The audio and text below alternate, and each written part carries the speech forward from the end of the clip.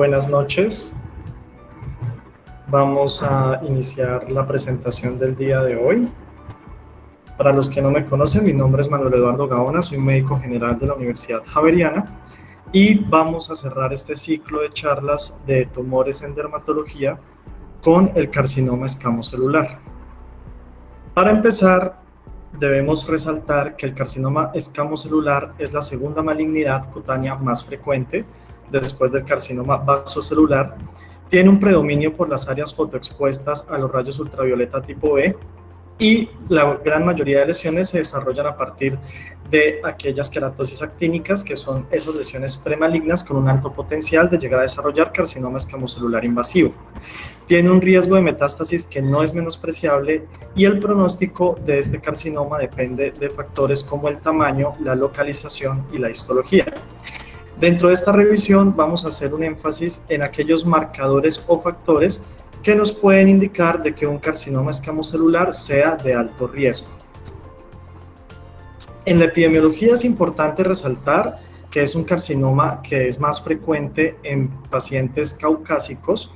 La frecuencia y la morbimortalidad de este carcinoma no se ha podido determinar muy bien porque hay un subregistro real de los casos y en algunas ocasiones el abordaje y el diagnóstico puede verse viciado porque no es muy bien definido frente a otras neoplasias cutáneas, pero se dice que aproximadamente del 20 al 25% del total de carcinomas de piel corresponde a carcinoma escamocelular, o sea, más o menos una cuarta parte del total de los carcinomas cutáneos.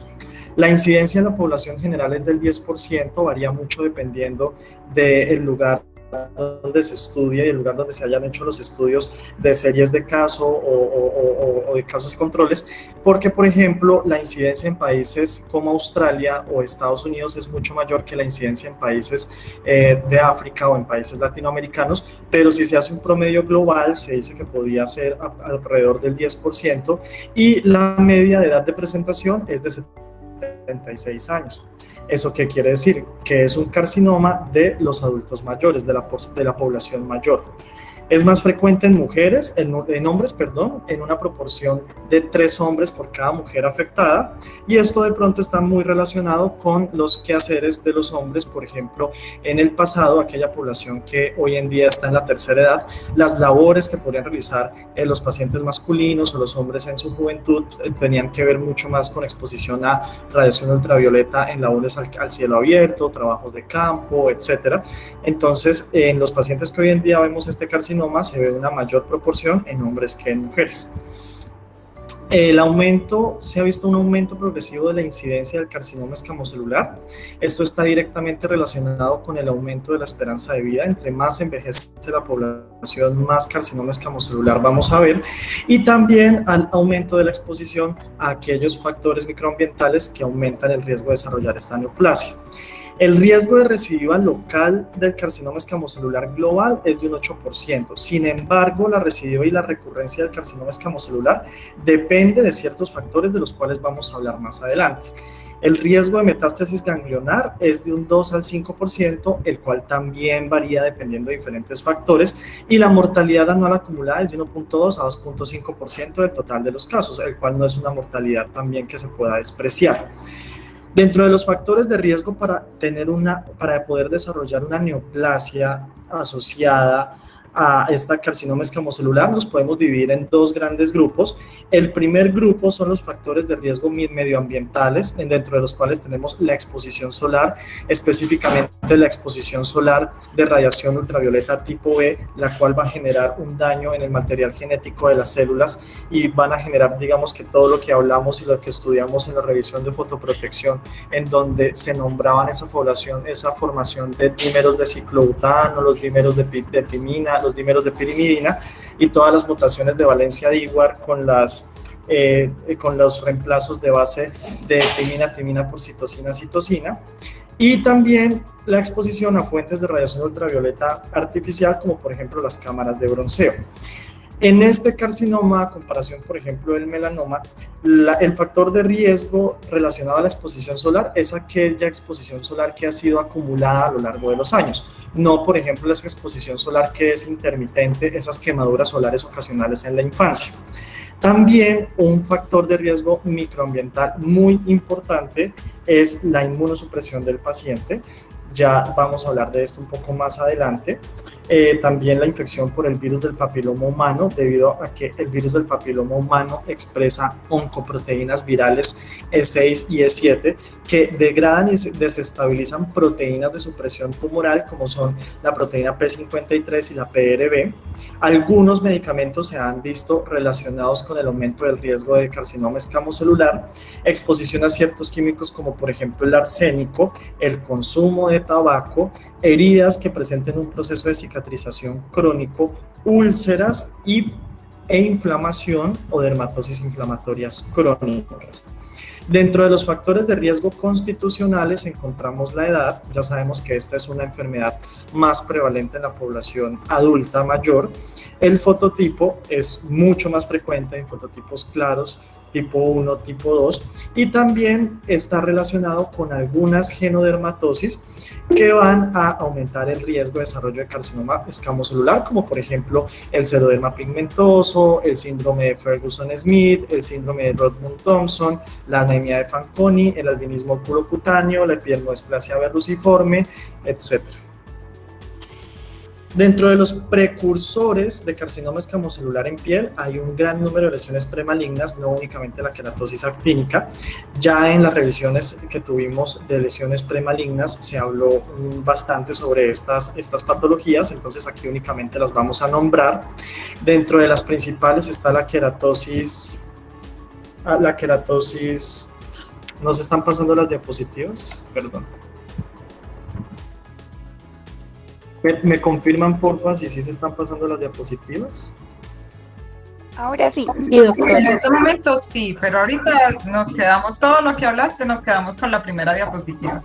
Bueno, entonces aquí está la introducción, aquí está la epidemiología, factores de riesgo y precursores en piel. Bueno, entonces, en los precursores en piel, entonces tenemos la queratosis actínica, que como bien ya todos sabemos, es la lesión premaligna por excelencia del carcinoma escamocelular. Son aquellas lesiones tipo placa de superficie rugosa y áspera, que son más palpables que visibles, que están en aquellas áreas fotoexpuestas donde hay otros cambios asociados a la degeneración y al daño de la radiación ultravioleta, eso que se denomina dermatoheliosis o heliodermia. Entonces, dentro de las queratosis actínicas, digamos que no todas van a terminar siendo carcinoma escamocelular, pero sí un grupo importante de ellas van a desarrollar esa neoplasia. Algunas dermatosis crónicas, como por ejemplo el líquen escleroso y atrófico, el líquen escleroso de la mucosa oral, la úlcera de Marjolin, que es una enfermedad en donde hay una úlcera con un proceso de cicatrización crónico que aumenta el riesgo de desarrollo de carcinoma escamocelular. No es tan frecuente, se han reportado muy pocos casos en la literatura, pero se ha visto que hay úlceras que pueden desarrollar carcinoma escamocelular. Enfermedades de la queratinización como la poroqueratosis, enfermedades asociadas a radiación ionizante como las radiodermitis en aquellos pacientes llevados a radioterapia por algún tipo de neoplasia. Y por último, la queratosis arsenical, que ya no es tan frecuente como antes, pero que hace parte de ese grupo de factores microambientales de exposición a químicos como el arsénico. Aquí en esta foto podemos observar unos cambios en palmas de manos bilateral, en donde podemos ver esos cambios secundarios a la exposición a arsénico que aumentan el riesgo de desarrollo del cáncer. Dentro de los precursores en mucosa oral tenemos la quelitis actínica crónica, que juega un rol fundamental en el desarrollo de carcinoma escamocelular del labio, principalmente el labio inferior, porque es aquella zona de la cara en donde van a incidir los rayos ultravioleta de forma más perpendicular, generando un mayor daño, y que se ha visto asociado a un comportamiento un poco más agresivo, del cual vamos a hablar más adelante. La leucoplasia y la eritroplasia, que son aquellos cambios en la mucosa secundarios a esa transformación maligna de los queratinocitos, la leucoplasia verrugosa proliferativa, que es la que podemos observar aquí en esta foto, el líquen plano bucal, que es una de esas dermatosis crónicas inflamatorias que va a predisponer a ese daño de material genético que resulte en una mutación que me lleve a la formación del cáncer, y por último la fibrosis oral submucosa. Dentro de los precursores de la mucosa genital tenemos, dependiendo de la mucosa genital en donde nos encontremos, neoplasia intraepitelial del pene, de la vulva y del ano, que puede ser de alto, mediano o bajo grado, dependiendo del porcentaje de atipia que se encuentre en el grosor de la epidermis. La papulosis bowenoide, la cual se ve más frecuentemente en pacientes inmunosuprimidos con infección por virus de la inmunodeficiencia humana en región perianal o también en dorso de pene, o la eritroplasia de Queyrat, que es la que observamos en esta foto, esa placa eritematosa brillante, rojo cereza, que al tacto está infiltrada, de predominio en glande y prepucio, que es un carcinoma escamocelular in situ en la mucosa del pene. El líquen escleroso y atrófico, en el caso de la mucosa genital, tanto en hombres como en mujeres, es otra de esas dermatosis crónicas inflamatorias en donde se puede desarrollar este cáncer. Ahora vamos a hablar de la enfermedad de Bowen. La enfermedad de Bowen es el carcinoma escamocelular in situ. Se puede presentar en piel o mucosas, tiene un pico de incidencia en la séptima década de la vida, o sea, también se presenta en pacientes de la tercera edad. En algunas zonas puede asociarse al virus del papiloma humano 16 y 18. Recordemos que el virus tiene ese potencial oncogénico, específicamente estas dos cepas, y puede evolucionar a carcinoma escamocelular invasivo del 3 al 5% de los casos. Aquí, por ejemplo, podemos observar una lesión, una imagen de una enfermedad de Bowen, la cual es una placa eritematosa de bordes irregulares bien definidos, bien circunscritos, que muy seguramente al tacto va a tener como esa consistencia firme y dura. Aquí esta es una enfermedad de Bowen de piel, pero pues puede haber diferentes configuraciones y como en dermatología la variedad de presentación clínica y morfológica de las lesiones es muy grande, entonces esto simplemente es como para observar y ver más o menos cómo podríamos esperar una enfermedad de Bowen. Dentro de la clínica, como hablábamos ahorita, la mayoría de veces se puede observar como una placa eritematosa bien delimitada, hiperqueratósica, con escama de bordes irregulares, que tiene esos bordes festoneados, que tiene una evolución centrífuga sin dejar una curación central, casi siempre única, que es asintomática y es fija. A la dermatoscopia se va a observar vasos glomerulares agrupados en racimos o escamas, y en la histología vamos a observar atipias en todo su grosor sin afectar la membrana basal. Eso es lo que define enfermedad de Bowen y lo que lo diferencia del carcinoma escamocelular invasivo, que en este caso la membrana basal, que es aquella membrana que me separa la epidermis de la dermis, está completamente íntegra y no ha sido atravesada por las células cancerígenas. También vamos a observar hiperkeratosis, o sea, ese engrosamiento y ese crecimiento del estrato córneo, tipo parakeratosis, que es cuando hay ausencia de núcleos. Ausencia o presencia de núcleos. No me acuerdo muy bien, ahorita verificamos, creo que es presencia de núcleos. En el tratamiento de la enfermedad de Bowen, así en términos muy generales, está la excisión quirúrgica, la cirugía, la destrucción física con crioterapia, por ejemplo, criotaje, la destrucción química con sustancias con medicamentos como el 5-fluoracilo y la terapia fotodinámica. Ahora sí, vamos a hablar del tema central de la charla, que es el carcinoma escamocelular invasivo. Dentro de la etiopatogenia del carcinoma escamocelular invasivo podemos hablar de que resulta de una mutación del queratinocito. El queratinocito es la célula protagonista en esta enfermedad, así como el melanocito es al melanoma y la célula de la membrana basal es al carcinoma vasocelular y la célula de Merkel es al carcinoma de células de Merkel. El queratinocito es la célula del carcinoma escamocelular. El queratinocito, al mutarse, puede invadir la epidermis y destruir la membrana basal. Y esas mutaciones resultan de una acumulación de anomalías genéticas que le van a permitir esa capacidad de invadir, proliferar y de tener una tasa de supervivencia más alta.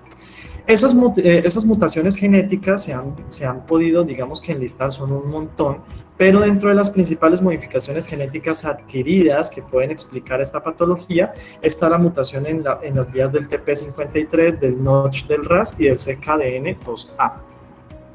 Dentro de la clínica, como muchas enfermedades en dermatología, hay una gran variedad de presentación y muchas cosas pueden ser carcinoma escamocelular, pero se han definido tres elementos que pueden observarse en muchas de las lesiones, como por ejemplo la granulación, la ulceración y la infiltración. Son lesiones que por lo general tienen bordes irregulares, tienen un aspecto queratósico. Recordemos que en la histopatología se observa hiperqueratosis, entonces ese engrosamiento del estrato córneo pues lo vamos a ver como ese aspecto queratósico o costroso de las lesiones. Pueden ir desde una placa hasta un nódulo, pueden progresar teniendo aspectos crateriformes, pueden tener úlceras, pueden tener un aspecto granulomatoso, inclusive tener zonas de necrosis, y tiene una predisposición de ubicación por zonas fotoexpuestas. Por ejemplo, aquí podemos observar una lesión que se encuentra adyacente al surco nasogeniano en región infraorbitaria izquierda, que tiene una configuración, no sé si de pronto a alguien de los asistentes quisiera ayudarnos o quisiera decirnos qué tipo de lesión le parece, qué tipo de lesión primaria le parece esta imagen. Si alguien quiere, pues es bienvenido. ¿Alguien quiere? ¿Alguien le gustaría participar? ¿Alguno de los asistentes? ¿O están también un poco tímidos como la vez pasada? Bueno, entonces aquí en esta imagen podemos observar una lesión. Manuel, yo. Listo, a ver. Yo te colaboro. Bueno, mira, este es un nódulo, ¿cierto? Por el tamaño, aunque la definición pues de nódulo es como muy controversial. Precisamente por ese tamaño, si es mayor a 1, si es mayor a 2, mayor a 1.5, pero bueno. Aquí pues tiene como una base sésil, ¿cierto? Es como cupuliforme arribita, y como pues se alcanza a ver, tiene la presencia de algunas ulceraciones acompañadas de costras serohemorrágicas. Esa sería como la descripción. Muchísimas gracias, doctora. Entonces aquí podemos observar esta lesión, que es, como muy bien lo ha explicado la doctora Adriana, es una lesión tipo nódulo. Y ahora, por ejemplo, vamos a observar otro carcinoma escamocelular que tiene un aspecto un poco diferente. Si podemos observar, aquí ya es muy distinto. Es una lesión que digamos que en la foto no podemos ver si está más elevada, que tiene más elevación que extensión, pero pareciera más una placa que tiene los bordes regulares bien definidos, es una base eritematosa, tiene una superficie costrosa y tiene algunas áreas de hiperpigmentación, por ejemplo en el polo inferior como hacia el tercio medio, de un polo de hiperpigmentación ahí como parda, que puede ser propia de la lesión o puede ser también cambios de la oxidación de la queratina que hay en la superficie de la lesión. También pueden llegar el carcinoma escamocelular a presentar otros tipos de lesiones, como por ejemplo esta, que ya es un carcinoma escamocelular terebrante, en donde vamos a observar una úlcera de grandes proporciones con un compromiso muy extenso de cuero cabelludo. Entonces, digamos que el mensaje que deseo dejarles en esta charla es que realmente el carcinoma escamocelular puede ser muchas cosas y que cuando estemos frente a una lesión que genere una alteración de la arquitectura normal de la piel, en zonas fotoexpuestas, en pacientes adultos mayores que hayan tenido una exposición solar importante y cambios de heliodermia importante, pues siempre debemos indagarnos como de los primeros diagnósticos diferenciales un carcinoma escamocelular. A la dermatoscopia podemos observar vasos alargados, lineales, irregulares en horquilla, zonas sin estructura amorfas que pueden ser amarillas o blancas y aperturas foliculares rodeadas de círculos blancos en diágramo. Aquí, por ejemplo, podemos observar una foto de dermatoscopia. Realmente, pues no soy experto en dermatoscopia, pero aquí entonces podemos observar, por ejemplo, los vasos irregulares en horquilla en el centro y si no estoy mal, hacia esta zona podemos observar zonas de estructura blanca amorfas. Dentro de la histología, que es una de las herramientas más importantes para el diagnóstico y la estadificación del carcinoma escamocelular, a grandes rasgos podemos decir que en el hallazgos dermatológicos histopatológicos del carcinoma escamocelular es que hay una proliferación irregular, anárquica de queratinocitos, los cuales pueden estar organizados en lóbulos o trapéculas que son mal delimitadas. Esos queratinocitos van a tener un cambio de su configuración normal, entonces van a tener cambios en la coloración de su núcleo, van a tener cambios en la forma y distribución de su citoplasma, se van a ver todos muy diferentes e irregulares de aspecto pleomórfico. Va a haber también asociado posiblemente formación de globos córneos ortoparaqueratóxicos por ese proceso de hiperqueratinización.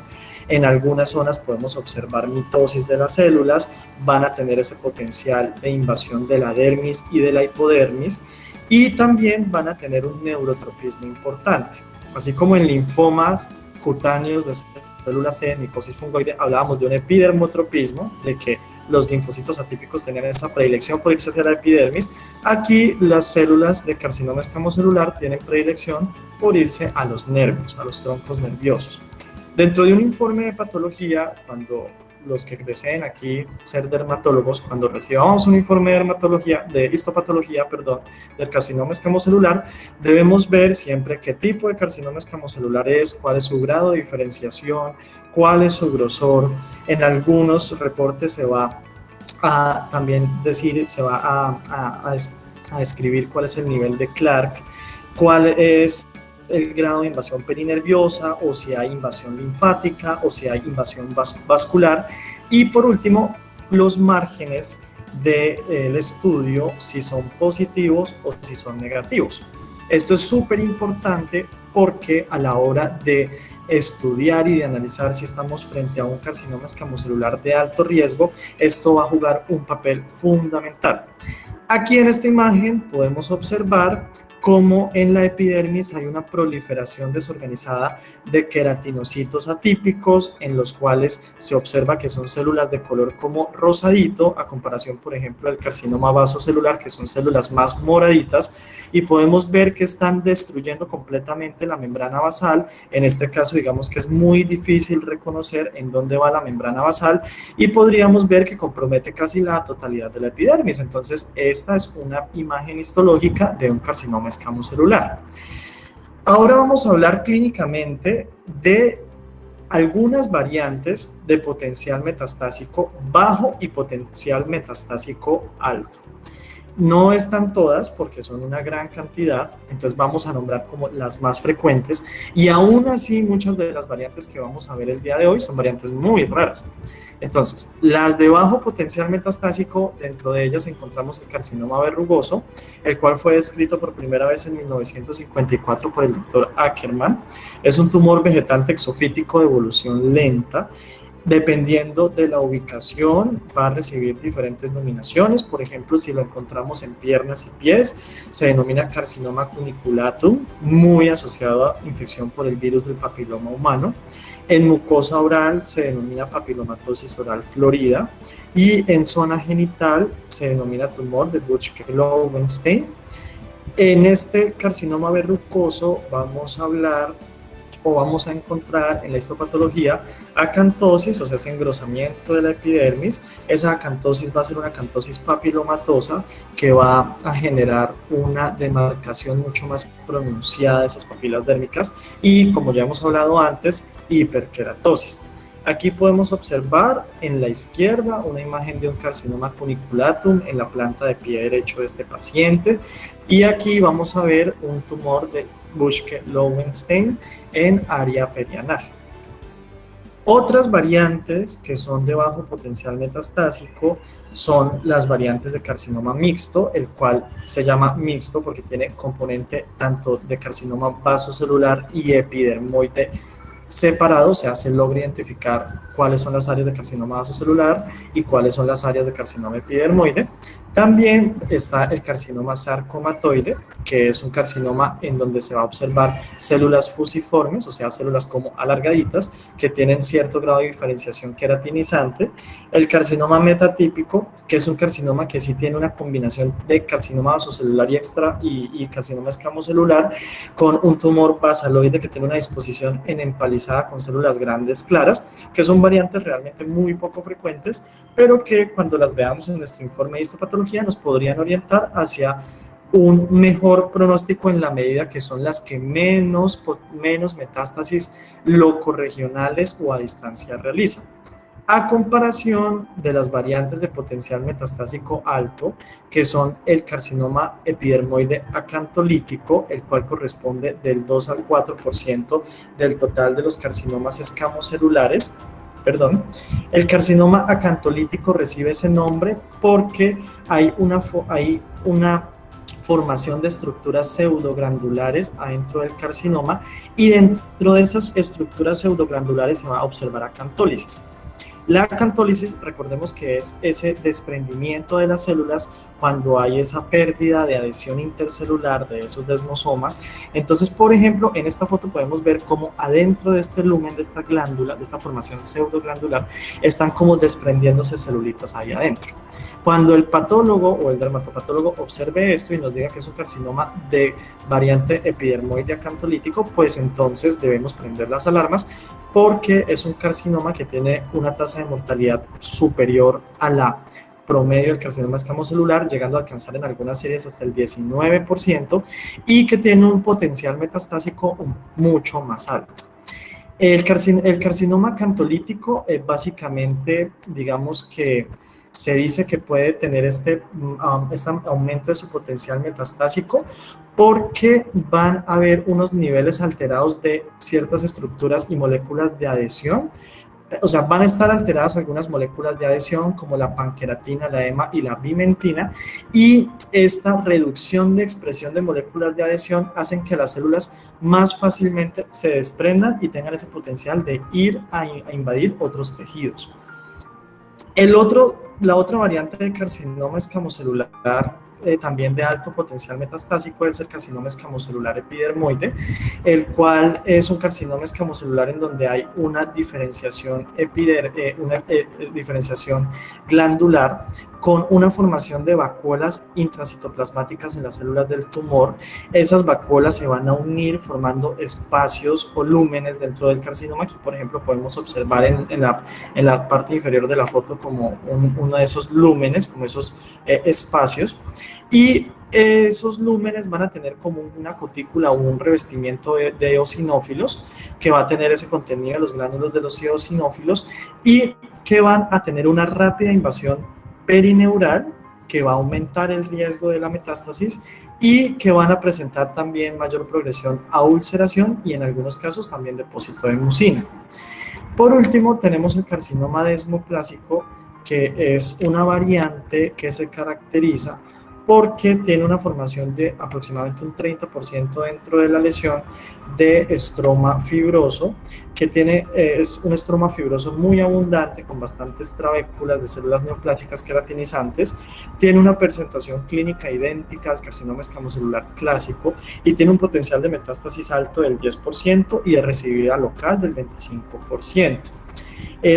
Predomina en las áreas fotoexpuestas, con una predilección en la cabeza y el cuello. La oreja es un lugar frecuentemente afectado. Las lesiones por lo general tienen un grosor superior a 2 a 5 milímetros, y dentro de los principales cambios histológicos está esa reacción desmoplásica estromal con ese pleomorfismo celular y esa fácil predisposición a invadir los nervios.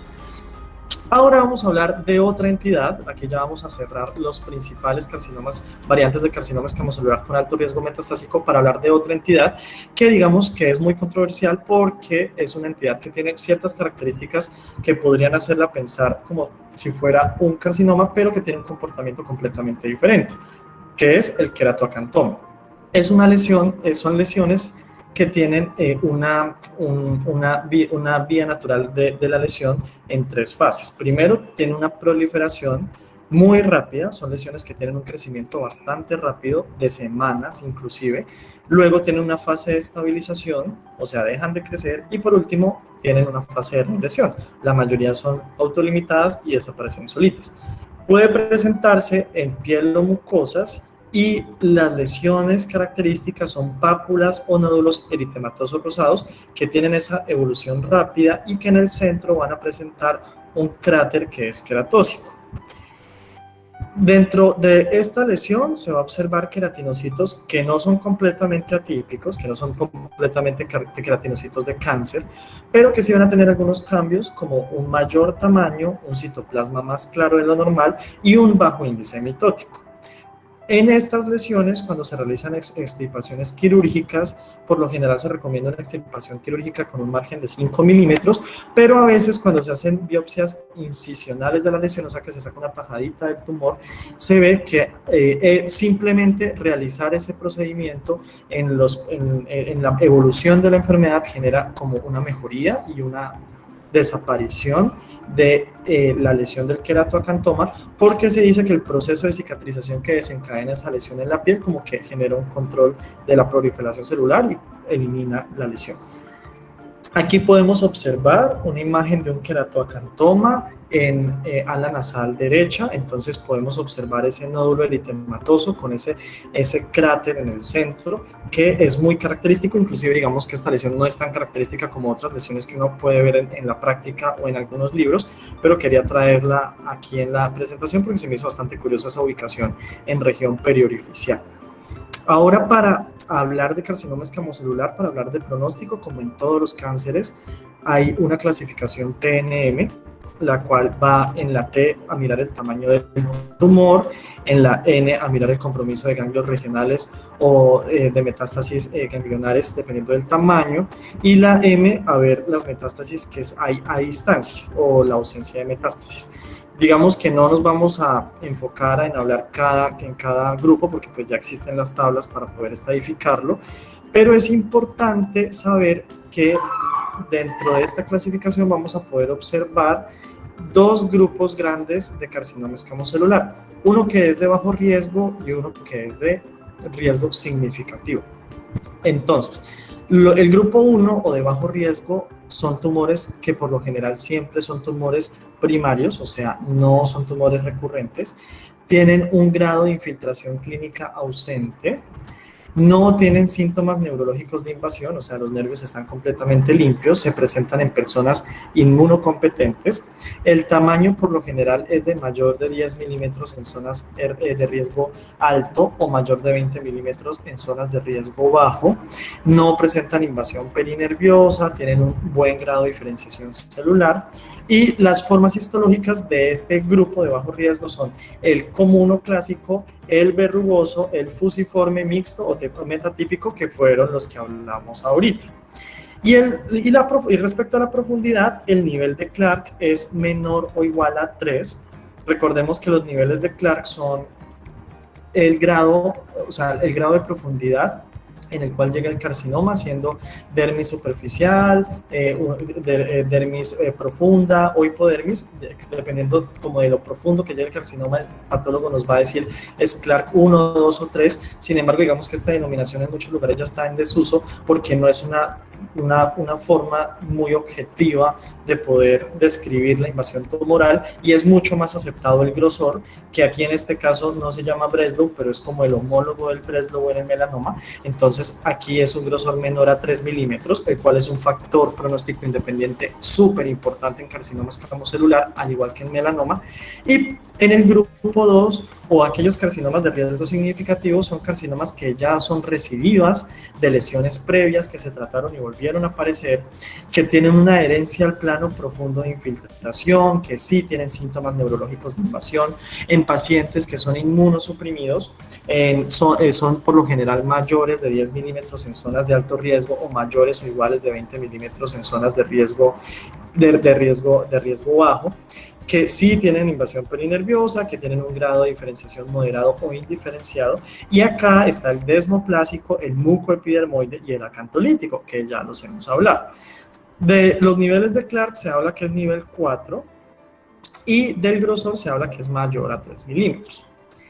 Dentro de variables de presentación según el sitio de ubicación, entonces tenemos el carcinoma del labio, que está muy relacionado a esas queilitis actínicas en labio inferior, predomina en hombres, está asociado al consumo de tabaco, a una mala higiene oral, a estados de inmunosupresión o infección por virus del papiloma humano. Tiene un riesgo de metástasis significativos. En la serie que se revisó, pues se vio que el 18% de los pacientes que tenían este carcinoma presentaban metástasis y presenta un proceso de ulceración crónica.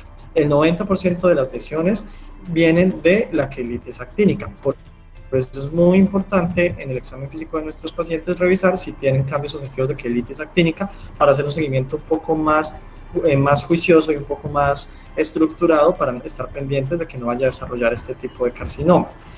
Tiene un T diferente al carcinoma clásico, que aquí podemos ver la diferencia entre el carcinoma escamocelular oral o mucoso y el carcinoma escamocelular cutáneo. Y también tenemos el carcinoma de la vulva, el cual corresponde aproximadamente al 5% de los cánceres genitales femeninos. Se asocia en un 25 a 50% de infección por virus del papiloma humano. Se caracteriza porque tiene prurito vulvar, hemorragia y dolor. Y también se ha visto asociado, como hablábamos por allá hace rato, a el líquen escleroso y atrófico, el cual es una dermatosis inflamatoria crónica idiopática en la cual se va a generar una alteración del colágeno y una alteración de la configuración del colágeno de la dermis de la zona genital, y que se caracteriza por lesiones que pueden ser pápulas, placas que son blanquecinas o vitiligoides con un aspecto perlado y que son muy pruriginosas. El prurito es súper desesperante, entonces es importante en pacientes que tengan este diagnóstico estar pendientes que no vayan a desarrollar un carcinoma escamocelular. Tienen un potencial de invasión ganglionar regional importante, y el carcinoma de la vulva ya se clasifica con las clasificaciones de la Federación Internacional de Ginecología y Obstetricia. El carcinoma del pene, digamos que tiene una prevalencia significativa en zonas como África, Asia y América del Sur. Son lesiones, casi siempre resulta de lesiones preneoplásicas genitales, como por ejemplo la papulosis bovenoide. Se ve que hay dos grandes grupos de carcinoma del pene: el carcinoma del pene clásico y el carcinoma del pene que es dependiente al virus del papiloma humano. Tiene predilección de ubicación tanto en el glande como en el prepucio. Tiene unas características que puede ser infiltrante, puede estar ulcerado, puede tener un aspecto granulomatoso, puede ser vegetante, y la supervivencia a 5 años es de aproximadamente el 80%. Y por último tenemos el carcinoma del ano, que está directamente relacionado con los factores de riesgo, como por ejemplo ser mujer, tener una edad mayor de 65 años, tener una infección por virus del papiloma humano, tener un número alto de parejas sexuales, hacer desde luego la práctica del sexo anal o estado de inmunosupresión como VIH y tabaquismo. Ahora vamos a hablar del eje central de la charla y el tema más importante que quiero compartirles el día de hoy, que es la definición de alto riesgo. Entonces, la definición de alto riesgo significa que tenemos un carcinoma escamocelular que, a pesar de ser clínicamente estadio N0, puede extenderse a través de la membrana basal y se asocia a un alto riesgo de metástasis subclínicas. Para poder identificar estos carcinomas escamocelulares de alto riesgo, se ha propuesto identificar factores o marcadores que se agrupan en tres grupos, perdón la redundancia, se agrupan en tres grupos importantes, que son los factores clínicos, los factores histológicos y los factores moleculares. Entonces, a su vez, los factores clínicos van a tener dos grupos: los antecedentes personales del paciente y las características clínicas del tumor. Entonces, dentro de la historia personal del paciente o los antecedentes personales del paciente, dentro del primer grupo vamos a ver primero si nuestro paciente tiene un desorden genético, o sea, una genodermatosis. Porque como hablábamos al principio de esta charla, dentro de los factores microambientales que pueden incidir en el aumento del riesgo de desarrollo de carcinoma escamocelular están muchas genodermatosis, que como está por ejemplo el xeroderma pigmentoso, la epidermodisplasia verruciforme, el albinismo ocurocutáneo o la epidermolisis bullosa distrófica, que por ejemplo en esta enfermedad, como se genera un proceso de cicatrización crónico, aumenta mucho el riesgo de carcinoma escamocelular. También es importante en los antecedentes personales indagar sobre aparición de lesiones en sitios donde ya hubo lesiones. ¿Eso de qué me habla? De recurrencia. Entonces, los carcinomas escamocelulares que se desarrollan en sitios donde ya hubo un daño crónico de la piel, que no necesariamente son carcinomas escamocelulares previos, sino que son, como ya hemos hablado, quemaduras, dermatitis por radiación crónica, tienen un mayor riesgo de metástasis.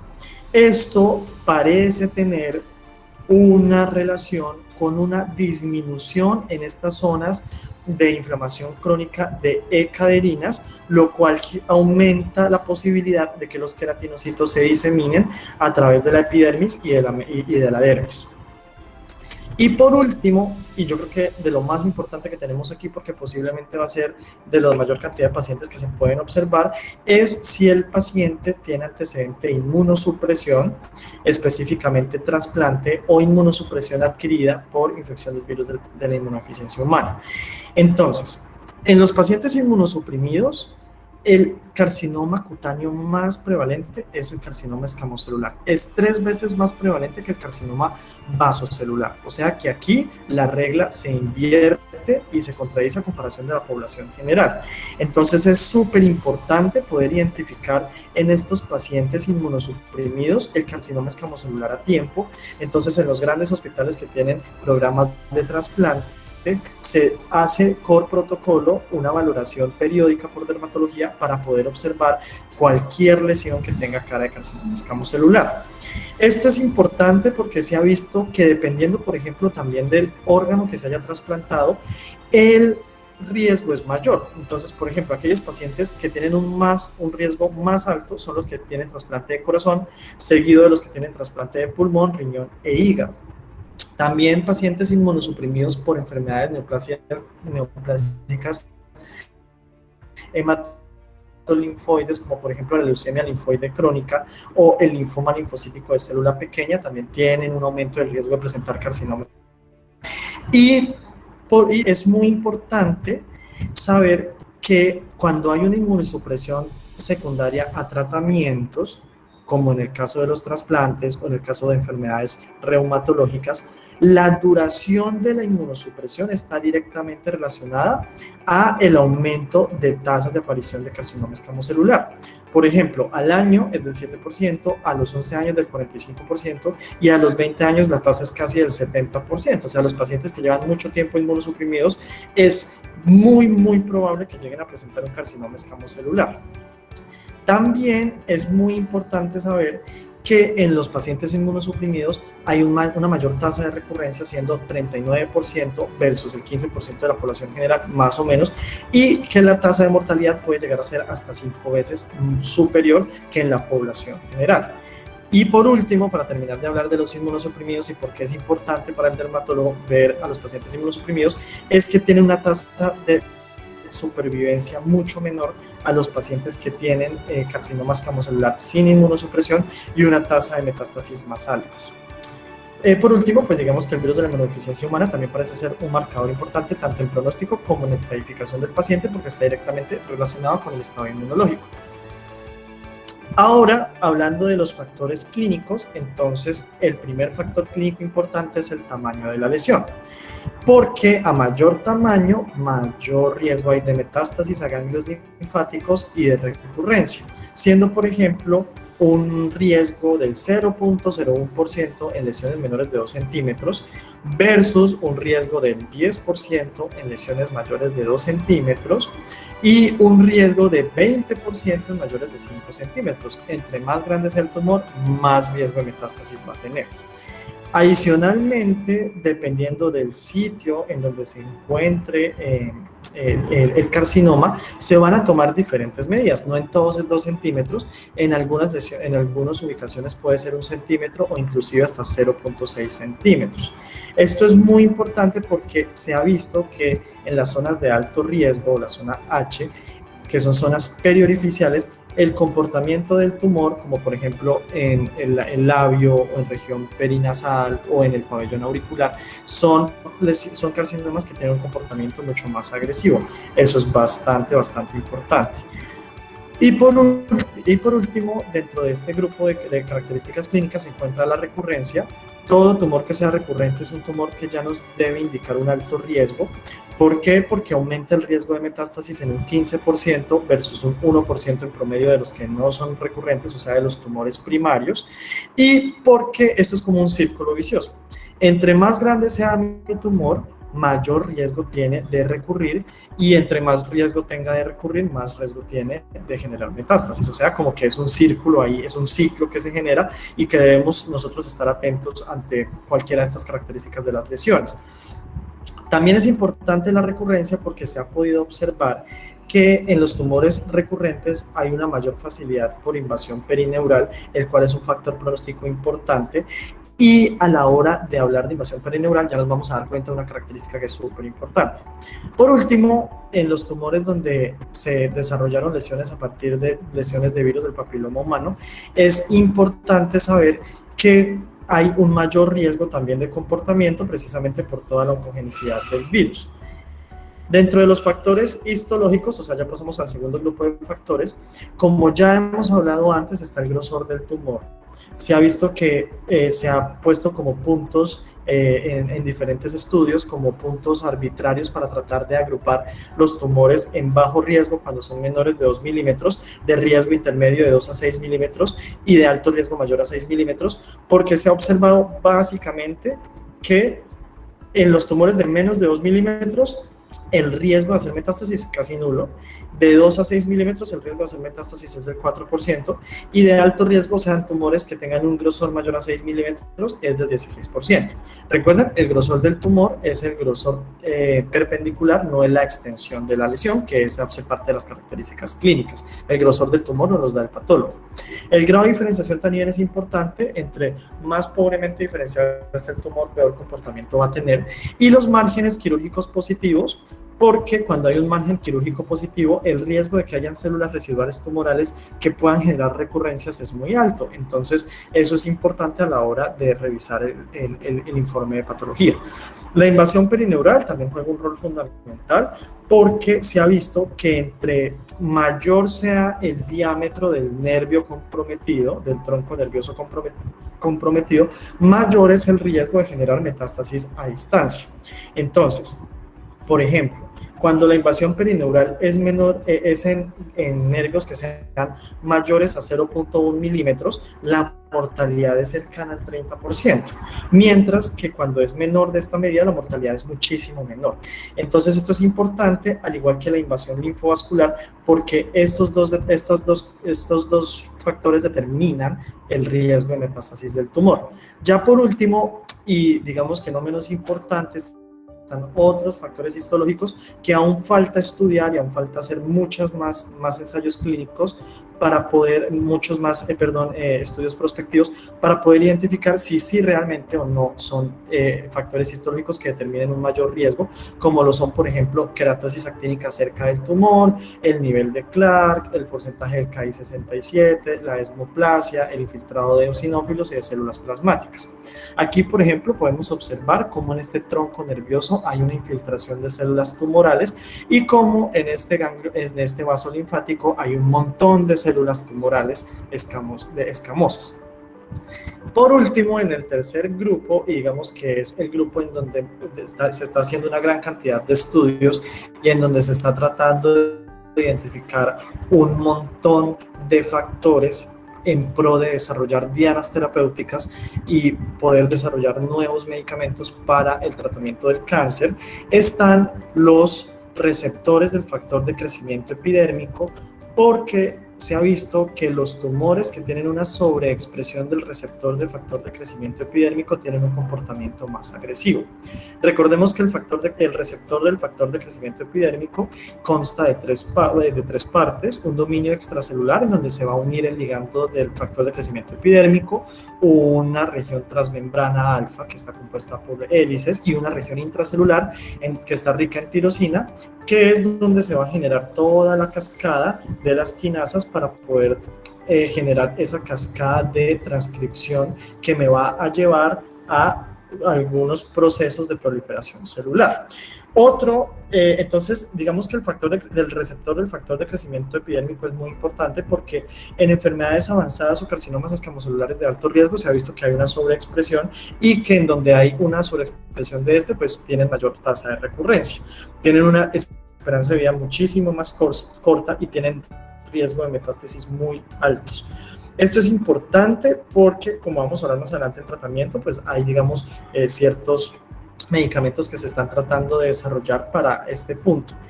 Otro factor molecular importante es la sobreexpresión y malignidad del P16, que es un biomarcador de progresión tumoral. Se ha visto que cuando hay una pérdida de este marcador es un indicativo de un mal pronóstico. Se ha visto que, por ejemplo, se observa en pacientes que tienen epidermoplasia verruciforme, en pacientes que tienen inmunosupresión, y es muy importante porque digamos que hay algunos debates sobre si la pérdida de esta proteína puede estar relacionada a medicamentos o a mutaciones acumuladas a lo largo de la vida. Y por último está el CSK1 beta, que es un gen que codifica la unidad 1 de las quinasas reguladoras dependiente de ciclinas, que juega un papel fundamental en la regulación de la proliferación celular y que cuando se pierde, pues obviamente el queratinocito pierde esa capacidad de poder tener su apoptosis y su correcta muerte programada, y por eso pues aumenta su tasa de proliferación y su supervivencia.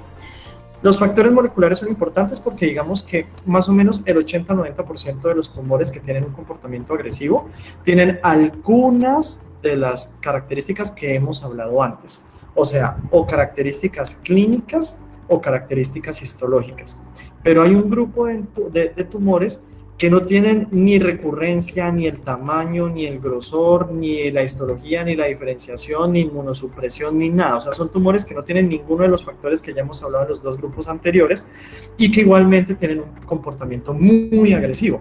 Entonces, esto es como el futuro y es muy importante porque es eso que nosotros clínicamente no podemos observar y que es hacia donde se está encaminando, digamos, una gran parte de la investigación actual para poder identificar esos factores que no podemos ver, pero que si los podemos detectar a tiempo le podemos mejorar la tasa de supervivencia y la calidad de vida de nuestros pacientes.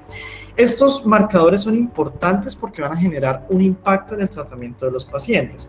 Por ejemplo, en tamaños tumorales mayor a 2 centímetros o en tamaños tumorales mayor a 1 centímetro en cabeza o mayor a 0.6 centímetros en genitales, manos y pies, o en tumores que tienen bordes pobremente definidos, o en tumores recurrentes, o en tumores en pacientes inmunosuprimidos, donde haya habido radiación, o la inflamación crónica, o el crecimiento rápido, o invasión perineural o perivascular, o que tengan un grado de diferenciación moderado o pobre. Van a tomarse medidas terapéuticas diferentes respecto a los márgenes de cirugía. Entonces esto es importante porque se está recomendando márgenes mucho más amplios en este grupo de pacientes. Ahora, ya para cerrar la charla y para terminar, vamos a hablar del tratamiento. Dentro del abordaje inicial de nuestros pacientes, debemos como primero orientar el pronóstico del paciente. Ya hablábamos que hay un grupo 1 y hay un grupo 2, el grupo 1 de bajo riesgo y el grupo 2 de un riesgo importante. Entonces, el grupo 1 son los carcinomas in situ de bajo riesgo. Entonces, en estos pacientes, el dermatólogo como el primer especialista que va a orientar este diagnóstico debe tener una exploración física completa y una palpación de las áreas de drenaje linfático en búsqueda de pronto de macrometástasis linfáticas. También nosotros como médicos generales tenemos la responsabilidad de la sospecha de una lesión de carcinoma escamocelular, hacer una exploración física completa y observar el tamaño de la lesión, si está en zona de alto riesgo, porque así al menos cuando vayamos a remitir nuestros pacientes, si trabajamos en un rural o si trabajamos en un centro de salud, pues al menos si justificamos muy bien nuestra historia clínica, puede que el paciente llegue un poco más rápido a un dermatólogo, porque decimos por esto y por esto, nuestro paciente tiene mayor riesgo y tiene un carcinoma que puede tener un comportamiento agresivo. Y en el grupo 2 pues están los carcinomas primarios que tienen un riesgo de recibir metástasis por todos los factores que ya hemos hablado, que tienen aquellos donde se debe realizar una localización a distancia de compromiso con ecografía locorregional linfática del territorio linfático de drenaje.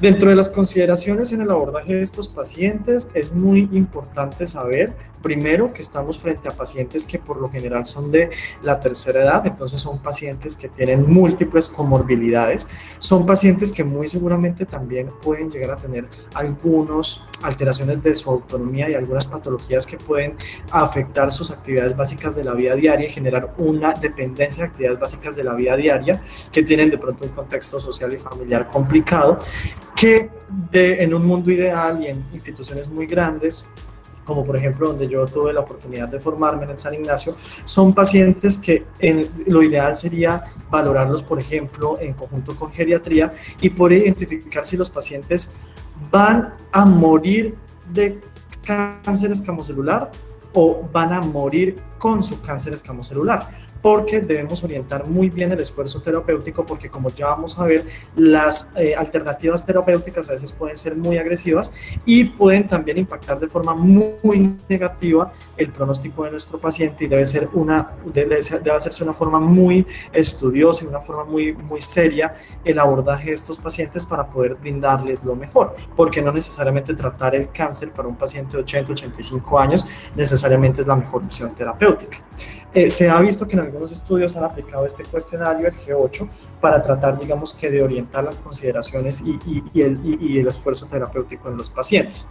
Entonces, se ha hablado que para tratamiento en carcinoma escamocelular, digamos, en algunos estudios se ha dicho que se puede como tratar de utilizar la técnica de ganglio centinela, la cual busca la detección de micrometástasis en ganglios clínicamente sanos. Es muy útil en carcinomas como por ejemplo el cáncer de mama o en el melanoma. Se ha comprobado perfectamente que esta técnica ayuda a mejorar la supervivencia de los pacientes. Es muy importante porque ayuda a detectar aproximadamente el 80% de la metástasis de los ganglios. Se podría utilizar en lesiones que sean superiores a 2 centímetros, porque como ya hablábamos, son aquellas lesiones que tienen mayor riesgo de tener una metástasis locorregional a los ganglios, pero realmente digamos que la evidencia, al menos hasta el estudio donde yo revisé y la revisión que yo revisé, no era concluyente, y digamos que no se recomienda hacer de rutina la técnica de ganglio centinela en carcinoma escamocelular. En el tratamiento local de localización primaria, o sea, tumores que no sean recurrentes del grupo 1, tenemos opciones quirúrgicas como la cirugía de exéresis, que pueden ser con márgenes de 4 o 6 milímetros en el primer grupo o márgenes mayores de 6 milímetros en el grupo 2. Cuando tienen múltiples factores de mal pronóstico, que son esa lista de factores que teníamos al final del apartado de factores de alto riesgo, ya no se toma estos márgenes, sino se toman márgenes superiores a 1 centímetro. Se puede utilizar la cirugía micrográfica de Mohs, o otras alternativas son el Mohs lento o la cirugía de exéresis en 2 tiempos. Cuando hay márgenes positivos en el reporte de patología, entonces se cita al paciente nuevamente para poder hacer, digamos, que esta intervención. Las opciones quirúrgicas de tratamiento, digamos que son muy importantes, pero también tienen ciertas limitaciones en lesiones que tengan un compromiso muy extenso, en lesiones que sean inoperables porque están ubicadas en áreas geométricamente complicadas o en zonas que, digamos, son súper vitales. Entonces no podemos quitar todo el tumor porque el riesgo de que el paciente no tenga un buen desenlace en la cirugía es muy difícil. Entonces, digamos que tomar estas decisiones es complicado, ya pues lo definirá el dermatólogo oncólogo o el cirujano plástico para poder decir cuál es la mejor opción para nuestros pacientes. Pero también tenemos opciones no quirúrgicas, como por ejemplo la radioterapia, la cual tiene un porcentaje de curación cercano al 97.8%. Se utiliza en diferentes esquemas, pues yo leí que puede ser de 10 a 30 sesiones en un plazo de 3 a 6 semanas. Sin embargo, tiene efectos secundarios importantes como el eritema, telangiectasia, pigmentación, atrofia, necrosis. Es una opción razonable en pacientes que tienen tumores inoperables o en pacientes que están ya, digamos, en cuidados paliativos. Es una alternativa que debe generarnos preocupación en pacientes que tengan antecedentes de inmunosupresión, porque si está inmunosuprimido y aparte le vamos a poner radioterapia, podemos estar generando un impacto negativo en el paciente, o en pieles que son fotolesionadas, o en el carcinoma verrucoso, en la variante de carcinoma verrucoso, y tiene completamente contraindicación en genodermatosis como el xenoderma pigmentoso y en la esclerodermia. La braquiterapia es una opción de radioterapia como modificada, en la cual van a colocarse hilos radioactivos sobre la lesión y sobre el tumor. Entonces digamos que la radiación es un poco más localizada. Sin embargo, esta alternativa terapéutica requiere hospitalización de 3 a 4 días. Se utiliza en casos que son inoperables y en zonas de geometría compleja como zonas periorificiales, en el surco nasogeniano o en la región retroauricular. Ya para hablar de tratamiento regional, entonces está el vaciamiento ganglionar, que puede realizarse con radioterapia ayudante para tratar de generar una efracción capsular, para tratar de, cuando los pacientes tienen una invasión ganglionar importante, o sea, más de una macrometástasis, y para casos, por ejemplo, donde hay una limpieza incompleta, o sea, se hace el vaciamiento ganglionar y se creyó que no se sacó absolutamente todas las metástasis que había, entonces podemos utilizar radioterapia adyuvante.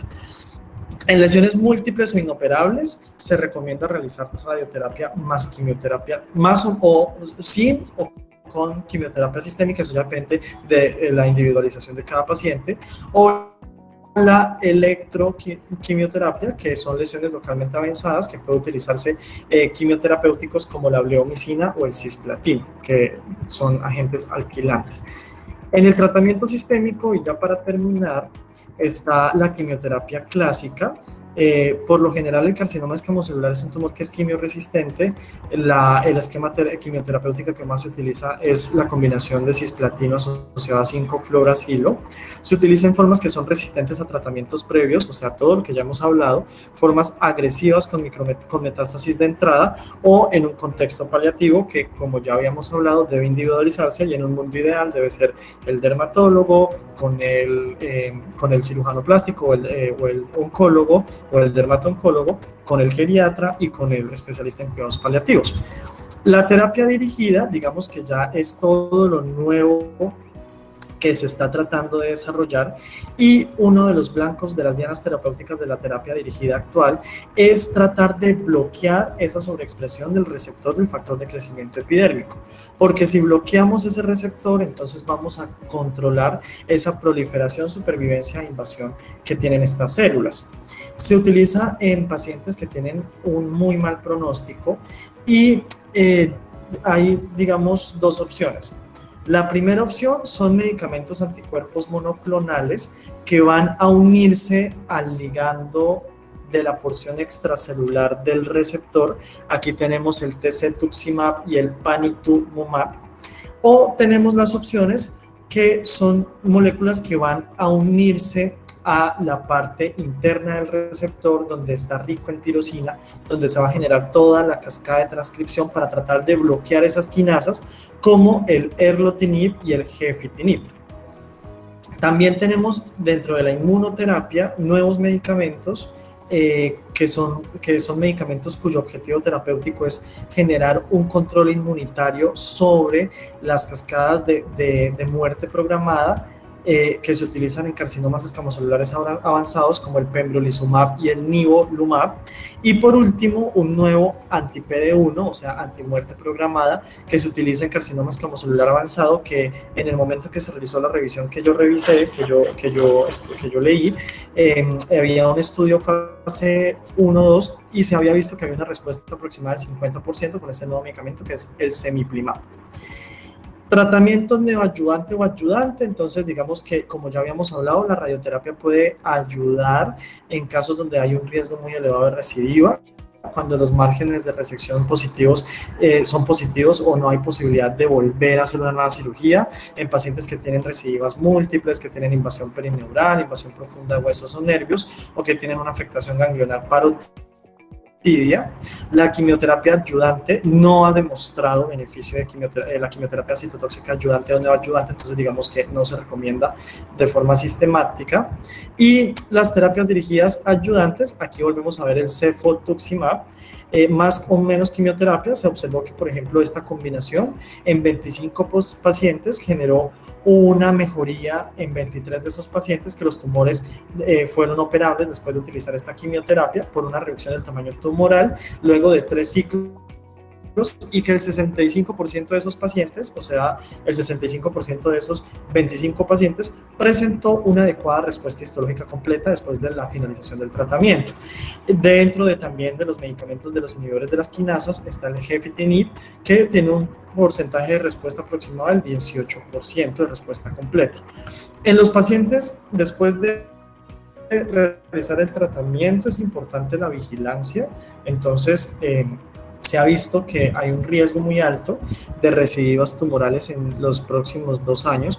Por lo tanto, los esquemas de vigilancia varían según la institución, pero lo que se recomienda es que en los pacientes de grupo de riesgo bajo se haga una exploración completa anual por el dermatólogo, y en aquellos que tienen un grupo de riesgo alto o factores de riesgo para carcinoma escamocelular de alto riesgo, haya una vigilancia periódica cada 3 o 6 meses por un periodo hasta de 5 años, y ya después se definirá según criterio del dermatólogo o según criterio de estudios diagnósticos como ecografía locorregional de la zona de drenaje. Es muy importante dentro de la vigilancia también enseñarle a nuestros pacientes cuáles son los signos de alarma frente a lesiones nuevas en su piel que los deben orientar a una consulta oportuna a dermatología. Y ahí todos como profesionales de la salud jugamos un papel fundamental en este punto. Ahora, respecto a la prevención primaria más importante que se está utilizando en este momento, pues es la prevención de infecciones por virus del papiloma humano. Entonces, pues estas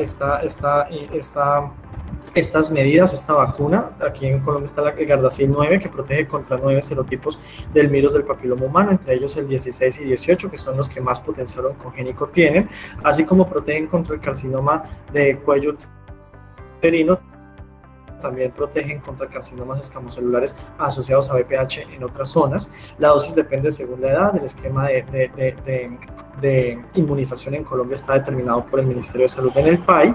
También se debe recomendar la prevención de enfermedades de transmisión sexual. Como ya sabemos, los pacientes con infección por virus de la inmunodeficiencia humana tienen mayor riesgo. Y otra medida importante es el uso de protector solar. Entonces es súper importante orientar el uso de protector solar a nuestros pacientes, porque esto va a disminuir el riesgo de desarrollo de carcinomas escamocelulares en zonas fotoexpuestas. Para la prevención secundaria, o sea, en aquellos pacientes que ya han tenido lesiones, se debe generar una detección precoz en grupos de alto riesgo, o sea, aquellos pacientes mayores de 50 años que tengan fototipos claros, que tengan una exposición solar acumulada, que tengan fototerapia acumulada para otro tipo de dermatosis inflamatorias, o en pacientes inmunosuprimidos que deben dentro de su programa de trasplante tener valoraciones por dermatología, pacientes que sean llevados a radioterapias o que tengan úlceras o dermatosis inflamatorias crónicas, o en pacientes que tengan ya antecedente de cáncer cutáneo, no necesariamente carcinoma escamocelular, sino cualquier tipo de cáncer cutáneo. Otras alternativas dentro de la prevención se está estudiando el uso de retinoides sistémicos como el acitretino, o el control o la modificación de los esquemas de inmunosupresión en los pacientes, porque como ya hablábamos al principio de la charla, algunos medicamentos están relacionados con aumento del riesgo de carcinoma escamocelular, y entre más prolongado sea la inmunosupresión, mayor riesgo va a tener nuestro paciente de desarrollar el cáncer. Entonces ya hemos terminado la revisión. Espero que haya sido del agrado de todos, que hayan podido llevarse varios mensajes importantes, y así hemos terminado este ciclo de revisiones de tumores en dermatología. Entonces estamos logrando muy buenos objetivos con nuestro grupo y estamos aprendiendo bastante, ¿no?